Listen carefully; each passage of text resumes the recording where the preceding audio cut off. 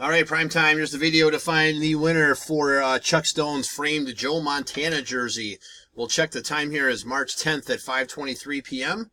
We're going to go, where am I here? All right, we're going to go over to the raffle and type live. And we've got March 10th at 5:23 p.m. Here is our gigantic list of 500 entries. We'll take a quick flip through so everybody can see. There we go. So we're going to randomize your names, and then whoever is on top after the final roll is our winner. So we need a dice roll of 5 or higher. There's 8. All right, guys, 8 times. Here we go. Good luck. That's 1, 2, 3, 4, 5, 6, 7. Here we go. Last and final. Good luck. And it is Christopher Garza in spot 357 is your winner. So, Christopher, please get with Chuck to collect your Montana.